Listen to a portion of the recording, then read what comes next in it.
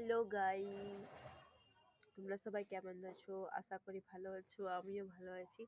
এই যে আমি এখানে বসে আছি এখন ছাদের উপর বেলায় খাবার খেয়ে, এইমাত্র খাবার খেয়ে উঠলাম। আর আমার মেয়ে ওই যে ওইখানে দাঁড়িয়ে দাঁড়িয়ে তাকাচ্ছে, সবসময় খালি ধুলার বাড়ি খেলছে সবসময়। আর আমার বাবু নিচে শুয়ে আছে। চলো তোমার দিকে একটু ঘুরিয়ে দেখাই, 1 মিনিট।